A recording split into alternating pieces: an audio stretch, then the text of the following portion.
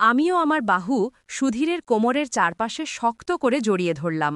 যখন আমার মনে হল সুধীর এখন পরবর্তী প্রোগ্রামের চেষ্টা করতে পারে, আমি ধীরে ধীরে বললাম, সুধীর, দরজা বন্ধ করে দাও। সুধীর আমাকে তাকিয়ে বলল, এই সময় এখানে কে আসতে পারে? কিন্তু আমি হালকা হাসি দিয়ে বললাম, তবুও দরজা বন্ধ করে দাও, প্লিজ। সুধীর আমাকে ছেড়ে দিয়ে দরজা বন্ধ করল এবং আবার আমাকে তার দিকে টেনে নিল।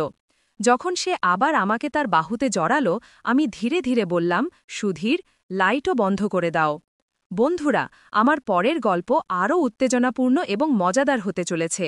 প্লিজ বন্ধুরা, আমাকে সাপোর্ট করো এবং ভিডিওটি লাইক করো আর চ্যানেলটি সাবস্ক্রাইব করো।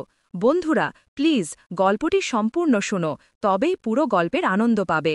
চলো, আমি তোমাদের পুরো গল্প শোনাই। যখন সব কিছু হয়ে গেল, আমি তৎক্ষণাৎ অর্জুনকে পিছে সরে যেতে বললাম। আমার হৃদয় জোরে ধরফর করছিল এবং শ্বাসও অনিয়ন্ত্রিত হয়ে পড়ছিল। আমি নিজেকে সামলে নিয়ে অর্জুনকে ঘর থেকে বেরিয়ে যাওয়ার ইশারা করলাম।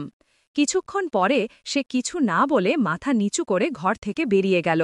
সে যাওয়ার সাথে সাথেই আমি কাঁপতে কাঁপতে বিছানা থেকে উঠলাম এবং দ্রুত বাথরুমের দিকে এগিয়ে গেলাম। আমার মন দ্বিধায় ভরে গেল। আমি কি করলাম? বিয়ে হওয়া সত্ত্বেও আমি অন্য কারো সাথে সম্পর্কে জড়িয়ে পড়লাম, আর সেটাও আমার থেকে 15 বছর ছোট একটি ছেলের সাথে। এটা ভেবে আমার হৃদয় আরও দ্রুত স্পন্দিত হতে লাগল।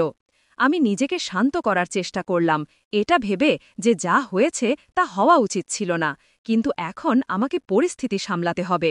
আমি বাথরুমে নিজেকে পরিষ্কার করলাম এবং নিজেকে প্রতিশ্রুতি দিলাম যে এখন থেকে আমি খুব সতর্ক থাকব।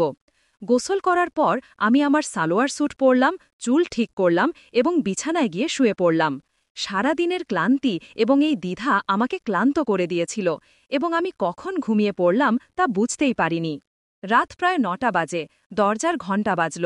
ঘুম থেকে হঠাৎ জেগে উঠে আমি ঘড়ির দিকে তাকালাম। 9টা বাজে গেছে, আমি নিজেকে বললাম এবং দ্রুত দরজার দিকে এগিয়ে গেলাম। দরজা খুলতেই দেখলাম রিয়া দাঁড়িয়ে আছে এবং তার সাথে তার ছোট ছেলে রোহানও আছে, যে প্রায় 8 বছরের। রিয়া দিদি, আপনি এই সময়ে সব ঠিক আছে? আমি জিজ্ঞাসা করলাম। রিয়া উত্তর দিল, ও দিদি, আমার বাবার অবস্থা খুব খারাপ হয়ে গেছে, আমরা এই মাত্র খবর পেয়েছি। আমি এবং মোহন এখনই সেখানে যাচ্ছি। তুমি কি রোহানকে 2 দিনের জন্য তোমার কাছে রাখতে পারবে? আমরা শীঘ্রই ফিরে আসব। আমি তৎক্ষণাৎ বললাম, কোনো সমস্যা নেই দিদি, এটাও তো আপনারই বাড়ি, আপনি নিশ্চিন্ত হয়ে যান। রিয়া রোহানকে আমার কাছে রেখে তাড়াহুড়ো করে চলে গেল। আমি দরজা বন্ধ করলাম এবং রোহানকে নিয়ে ভিতরে এলাম। ঘড়িতে 5টা বাজে। আমি টিভি চালু করলাম এবং রোহানকে জিজ্ঞাসা করলাম, তুমি খেয়েছ? রোহান মাথা নাড়িয়ে বলল, না আটি, এখনও খাইনি। আমি হেসে বললাম, তুমি টিভি দেখো, আমি খাবার গরম করে দিচ্ছি। আমি রান্নাঘরে গিয়ে খাবার গরম করতে লাগলাম। খাবার পর্যাপ্ত ছিল, তাই আমার চিন্তা করার দরকার ছিল না। খাবার গরম করে টেবিলে রাখলাম এবং রোহানকে পরিবেশন করলাম। আমিও তার পাশে চেয়ারে বসলাম। অর্জুন এখনও খেতে আসেনি, আর আমি তাকে ডাকতে যেতে চাইছিলাম না। তার দিকে তাকাতে আমার অস্বস্তি হচ্ছিল। আমি ভাবছিলাম, যা ঘটেছে তাতে কার ভুল ছিল, আমার নাকি অর্জুনের? অর্জুনের পায়ের শব্দ শুনে আমি আমার ভাবনা থেকে বেরিয়ে এলাম। তার দিকে না তাকিয়েই বললাম, খেয়ে না অর্জুন, আমি গরম করে দিয়েছি। সে সামনের চেয়ারে বসল এবং নিঃশব্দে খেতে শুরু করল। আমিও খাচ্ছিলাম, কিন্তু বারবার নিচে তাকাচ্ছিলাম। আমি ভাবছিলাম, একজন বিবাহিতা মহিলা হয়েও আমি কি করেছি? অর্জুন খেতে খেতে জিজ্ঞাসা করল, এই বাচ্চাটি কে? আমি চোখ না তুলেই উত্তর দিলাম, এটা রিয়া দিদির ছেলে, তার বাবার হঠাৎ অসুস্থ হয়ে পড়েছে, তাই সে তার কাছে গেছে। এরপর আমাদের মধ্যে আর কোনো কথা হলো না। অর্জুন খাওয়া শেষ করে গুডনাইট বলে ওপরে চলে গেল। আমি থালা বাসন তুলে রান্নাঘরে রাখলাম, তারপর আমার রুমে গিয়ে দরজা ভেতর থেকে বন্ধ করে দিলাম। রোহান বিছানায় শুয়ে পড়েছিল এবং দ্রুত ঘুমিয়ে পড়ল, কিন্তু আমি জেগে রইলাম। বিকেলের ছোট্ট ঘুমের কারণে এখন ঘুম আসছিল না, আর আজকের দিনটি আমার জীবনে একটি নতুন মোড় এনে দিয়েছিল। আমার হৃদয় ও মনের মধ্যে যুদ্ধ চলছিল। হৃদয় বলছিল, যা হয়েছে তা ঠিক হয়েছে, আর মন এটাকে ভুল প্রমাণ করতে চাইছিল। হৃদয় আবারও বলছিল, বিবাহিত হয়েও আমি একটি অসম্পূর্ণ জীবন যাপন করছি, আর যদি ভাগ্য আমার জন্য কোনো পথ খুলে দেয়, তাহলে তাতে কি কোনো অন্যায় আছে? এই ভাবনায় ডুবেছিলাম, হঠাৎ দরজায় কড়া নাড়া শুনলাম। বাড়িতে আমি ও রোহান ছাড়া শুধু অর্জুনই ছিল, তাই কড়া নাড়া দিচ্ছিল সে। আমার হৃদয় দ্রুত স্পন্দিত হতে লাগল।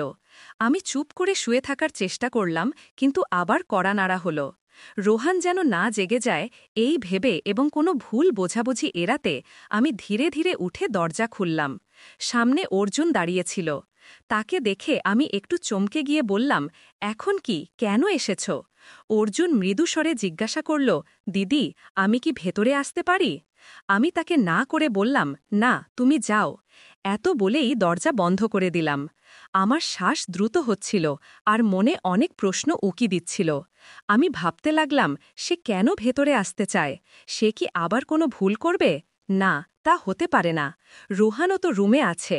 একবার যে ভুল হয়ে গেছে তাই যথেষ্ট। এখন আর তা হতে পারে না। কিন্তু ঠিক তখনই আমার হৃদয়ের এক কোণ থেকে আরেকটি কণ্ঠ ভেসে এলো, তাহলে কি হবে যদি তাই হয়? শেষ পর্যন্ত সবার জীবনে এমন মুহূর্ত আসে।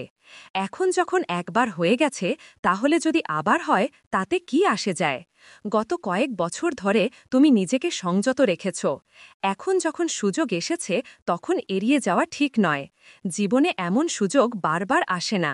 আমি বিছানায় বসে ভাবনায় ডুবে গেলাম। যদি সুযোগ এসে থাকে তাহলে কি তা ছেড়ে দিতে হবে? গত কয়েক বছর ধরে জীবন এক জায়গায় আটকে আছে, আর এটাও সেরকমই কেটে যাবে। অর্জুন এখনও যুবক, তার জীবনে আরও সুযোগ আসবে।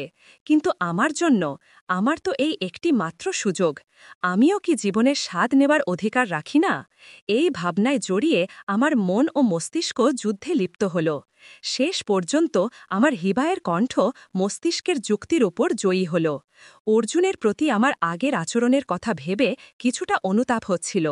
আমি হেসে উঠলাম এবং আলমারি থেকে একটি আকর্ষণীয় লাল রঙের জোড়া বের করে পরার কথা ভাবলাম। তারপর বাথরুমে গিয়ে কাপড় বদলালাম এবং রুমে এসে হালকা মেকআপ করলাম। আমি লাল রঙের হাই হিলের স্যান্ডেলও পরলাম এবং ভাবলাম, অর্জুন যদি আমার ওপর রাগও করে তবুও আমার এই রূপ দেখে নিশ্চয়ই খুশি হবে। আমি রোহানের গভীর ঘুমের বিষয়ে নিশ্চিত হয়ে রুমের লাইট বন্ধ করে ধীরে ধীরে সিঁড়ি বেয়ে ওপরে উঠতে লাগলাম। আমার হৃদয় দ্রুত স্পন্দিত হচ্ছিল। যখন ওপরে পৌঁছালাম দেখলাম অর্জুনের রুমের দরজা খোলা এবং ভেতরে হালকা আলো জ্বলছিল। কিন্তু ভেতরে তাকিয়ে দেখলাম অর্জুন সেখানে নেই। পিছনে কারো পায়ের শব্দ শুনে ফিরে তাকালাম। অর্জুনের হাতে একটি গ্লাস ছিল। মনে হচ্ছিল সে ছাদে কিছু সময় কাটিয়ে এসেছে। অর্জুন আমার কাছে এগিয়ে এলো। আমি সংকোচে জিজ্ঞাসা করলাম, তুমি এখনো ঘুমাওনি? অর্জুন এগিয়ে এসে আমার একটি হাত আমার হাত ধরে ফেলল। তার কাছাকাছি আসায় আমার হৃদস্পন্দন বেড়ে গেল। অর্জুন হেসে বলল, আমি নিশ্চিত ছিলাম তুমি আসবে। সে ধীরে ধীরে আমাকে তার দিকে টেনে নিল এবং আমি কোনো প্রতিরোধ ছাড়াই তার কাছে চলে গেলাম। অর্জুন আমাকে তার বাহুতে জড়িয়ে ধরল এবং এই নিকটতায় আমি এক অদ্ভুত শান্তি অনুভব করলাম। আমি অর্জুনের বুকের মধ্যে আমার মুখ লুকিয়ে ফেললাম এবং ধীরে ধীরে বললাম, অর্জুন, আমি ভয় পাচ্ছি। অর্জুন আমাকে আরও স্নেহের সাথে তার বাহুতে চেপে ধরল এবং জিজ্ঞাসা করল, কিসের ভাবি? আমি তার বাহুতে কিছুটা অস্বস্তি অনুভব করছিলাম, কিন্তু এক অদ্ভুত আকর্ষণও অনুভব করছিলাম। আমি ধীরে ধীরে ফিসফিস করে বললাম, দেখে ফেলবে না তো? অর্জুন শান্ত স্বরে বলল, এখানে আর কে আছে যে দেখবে? আমি চিন্তিত হয়ে বললাম, নিচে রোহান আছে, সে জেগে উঠতে পারে। অর্জুন আমাকে আশ্বস্ত করে বলল, ও এখনো ছোট, সে কিছু বুঝবে না। আমার চিন্তা রয়ে গেল। আমি কিছুক্ষণ থেমে বললাম, কিন্তু যদি কিছু ভুল হয়ে যায়? অর্জুন কিছু বুঝতে না পেরে জিজ্ঞাসা করল, কি বলতে চাইছ? আমি কিছুটা লজ্জা পেলাম এবং তারপর ধীরে ধীরে বললাম, যদি আমি গর্ভবতী হয়ে যাই। এই কথা শুনে অর্জুন আমাকে শান্ত করে বলল, এমন কিছু হবে না। সে আমাকে বিশ্বাস দেওয়ার জন্য আমার পিঠে হালকা করে চাপড় দিল। আমি তার দিকে প্রশ্নভরা দৃষ্টিতে তাকালাম। তখন অর্জুন হেসে বলল, যদি তোমার কোনো চিন্তা থাকে আমি বাজার থেকে ওষুধ নিয়ে আসব। আমি অর্জুনের কথায় হালকা হাসলাম এবং আমার মাথা নিচু করে দিলাম।